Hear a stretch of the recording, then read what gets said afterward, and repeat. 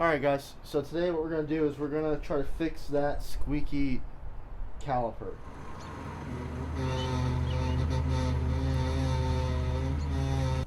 Take the brake line off this right here. We'll swap it onto this one, and you don't drop it. Oh my lord. Alright, I hope you're able to hear that noise. It's really not ideal when cruising around parking lots or anything like that. You know, nothing worse than people whipping their heads not to see a nice sounding car, but a terrible sounding car. And so lately I've just been cruising around the parking lots with my foot on the brake just a little bit, and it's just enough to make the noise go away. It seems to only do it when you're kind of idling at low speed, so I really do think it's the brake caliper. I took it apart already, and there's just a weird wear pattern on the rotor itself. So I'm hoping that throwing a new caliper on there and some new pads, and we'll do pads on the other side as well, that will really help make this not sound so bad. And then we'll be able to do other things, more fun things with this. Before we get started, we need to clean up the carport here. I've got this caliper and brake pads here, and we're going to do brake pads on both sides just for good habit. And we're going to do the caliper on the back driver's side, and hopefully that removes the noise that we're hearing, and we can get a nice quiet ride again. I'm pretty sure it's the caliper. I don't know if these are original to the car. I bought this at auction, super cheap. It's got low miles on it, but you never know what has happened. I think there's been a rear end swap in this, so if they swapped over the calipers and everything from that rear end, they could have way more miles. I'm assuming it does. I jacked the back of the car up. Try to be safe, guys. Use a jack stand. Don't want this falling on you when it's up in the air. Now I've got the car supported. Go ahead and take the wheel off.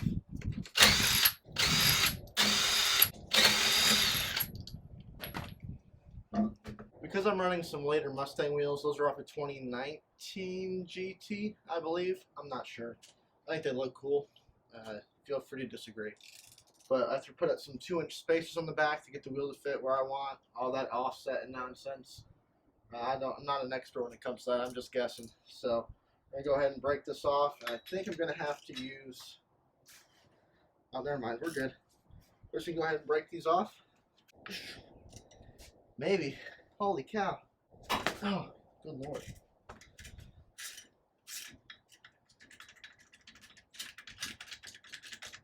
Yeah, the socket stuck on there now.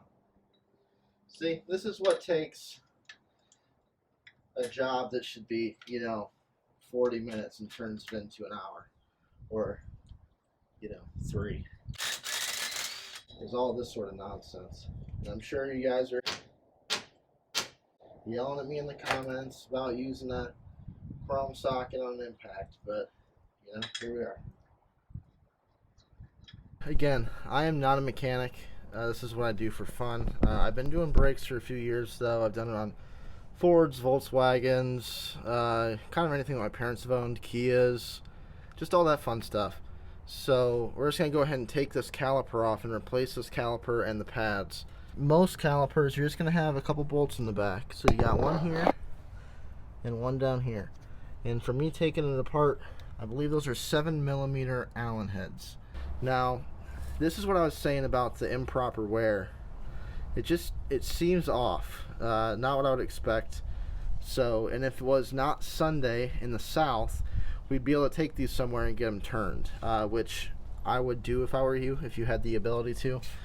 But like I said, we're kind of here doing it in the South when we can on a Sunday. Nothing's open. So we've got our Craftsman electric wrench here. Again, not necessary, but it's a tool that I do have and I do really enjoy. But I got my 7mm on here, and you can just use a regular Allen key, but if you have the tools, use them. Man, that is nice to have. The last time I did this, I did not have this tool, and it takes a long time to get those 7mm bolts out. we go. Calipers came right off. And look at all this. Can you guys see this here? And look at all this just weird brake dust. And I think it's just dragging. Something's not quite right. So we're going to go ahead and just kind of replace all this and see if that fixes it, because these parts aren't that expensive and it's really annoying. We've got the new one here, and at first glance it looks the same, so I think we're good to go. Going to go ahead and take the brake line off this right here. We'll swap it onto this one, and drop it. Make sure it works good. So, oh my lord. So we're gonna go ahead and get that replaced. It's just kind of undo the one bolt, put the new bolt in, and that's really it. Just this one back here. Other cars might be different, but this is not new technology, guys. Especially if you're working on a car from the 90s or even early 2000s and prior. It just, not a lot changed. Now you have different things like electronic parking brakes and all that sort of stuff. So, again, just do a little bit of research. But if you're watching this, you probably just need a little confidence boost to go ahead and get it done. So if I can do it, you can do it. Like a lot of bolts on these cars, here's a 10mm to take this off. These new calipers, they come with new crush washers. So you're going to want one on, I guess we'll go on each side. Oh, it comes with all new hardware. Alright, so we're just going to use the new hardware. It's got this little hole in there, which allows the brake fluid to pass through. So we're going to get this old crush washer off. There it goes. We're going to go crush washer, bolt, crush washer, and then onto the new one. We're just going to make it snug, just enough so it doesn't leak. The new hardware is different from the old hardware, because of course it is. So just give it some snugging down.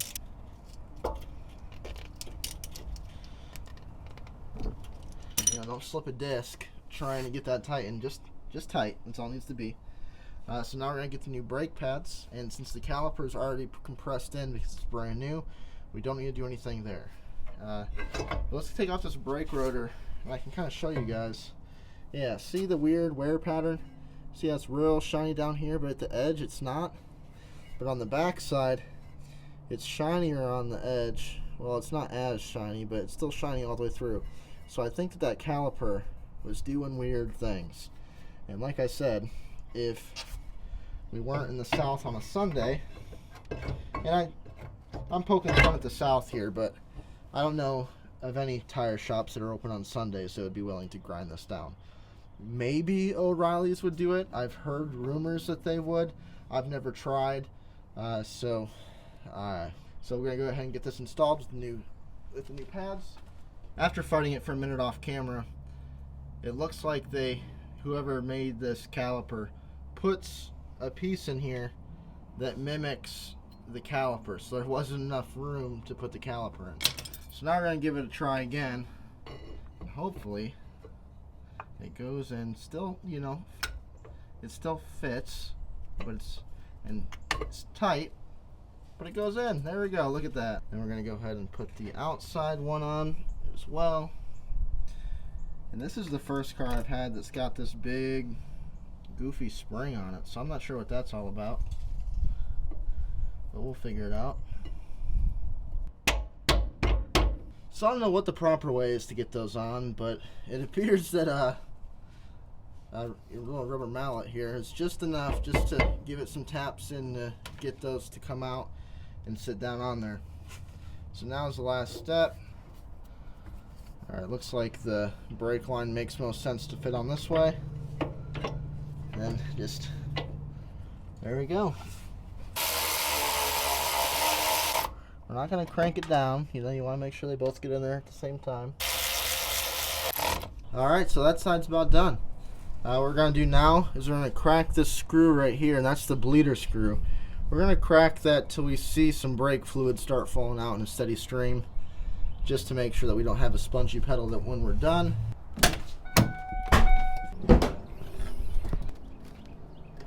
Alright, so as you can see right here, let me zoom you guys in, we're way above the minimum line. So I think we're good to go there. we're going to crack that just for a minute just to make sure that we're good to go. Alright, well my luck, either it's a 9mm, which I don't have right here, or it's standard, so I'll grab both. Alright, so I got a 9mm here. We'll see if this is the ticket. No. Alright, so funny enough, those are 7mm, and the one back here was 11mm, but this bolt right here seems to be standard. Sounds like they're just guessing. Be sure to round that off.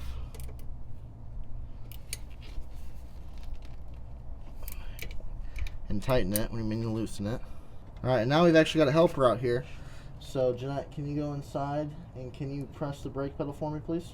Alright, so we're going to bleed this real quick. Alright, hit the brake. Alright, and hold down, let go. I'm going to do one more. Alright, pump. And hold.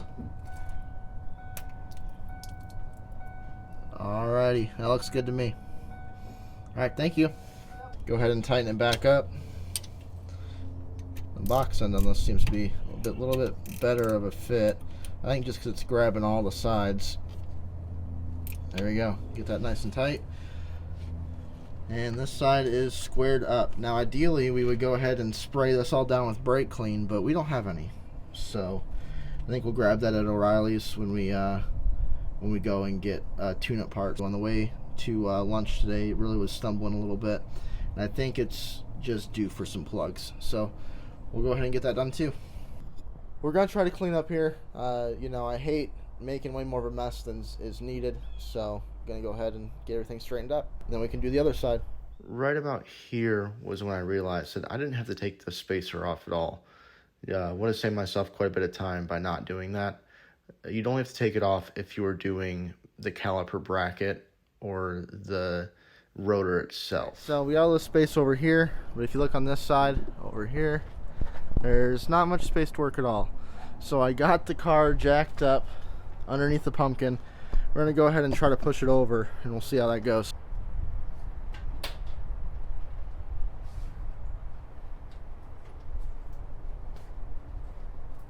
Not too bad. I think that worked all right. Got plenty of space over here to work now once we get that tote out of the way. Got the tire off, and I realized that I don't have to take the spacer off to do the brake caliper. I just like to do extra work, I guess. We're gonna go ahead and take these two bolts off the back. I tried bringing over what I thought I'd need, and I think I have everything, but I did forget the C-clamp. So because we're not replacing the caliper on this side, we are going to have to recompress that cylinder back in, or not cylinder, piston, I think is the correct word there. So pop that off, and then again, this side isn't as bad. You know what this is actually? Yeah, a lot of that is dried up gear oil from when this had bad axle seals on it. So we'll see how it sounds when we're done. Get a nice C-clamp on there. And again, this is, you know, old school technology.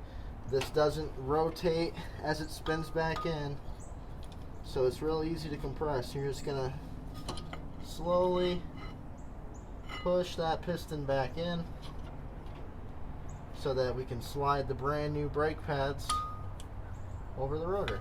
And you can feel it go back in. Alright, there we go. That's all the way. What we are going to do while we're here is we're going to grease these up. Yeah, that one seemed a little stuck. And make sure you lose it. So these aren't perfect, but I think they're going to be good enough to throw back in. So I'm just going to grease these up just a little bit. Nothing too crazy.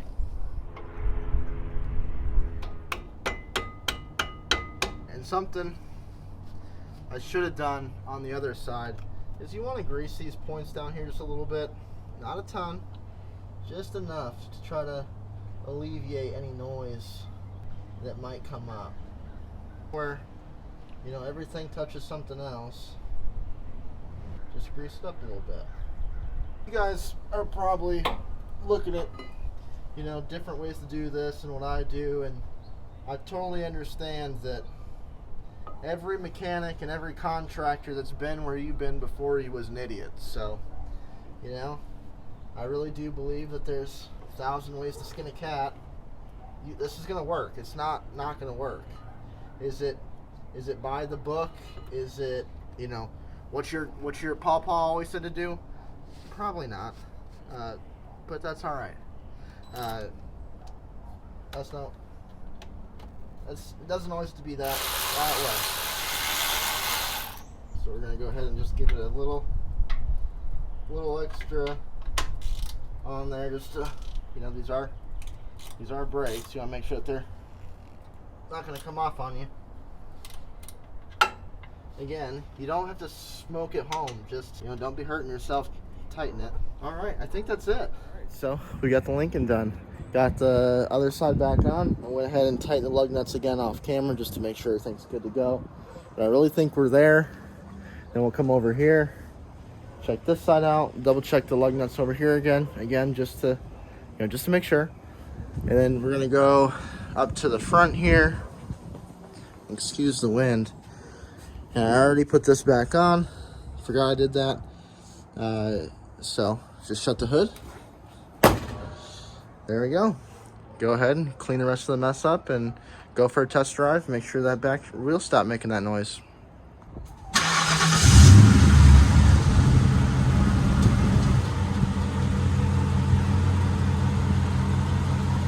You know, guys, I thought I got a cool video of me backing out, trying to be a real YouTuber here and everything, but it turns out that when my phone connects to the Bluetooth in the car, it stops videos.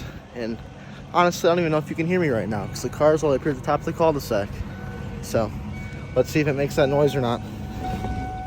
All right, so just from driving down the little tiny street that I have here, you can already tell you that the squeaking that was there is gone. Now we're gonna have to do a little bit more driving and see if that grinding goes away, but I think we'll find out here in a minute. So fingers crossed.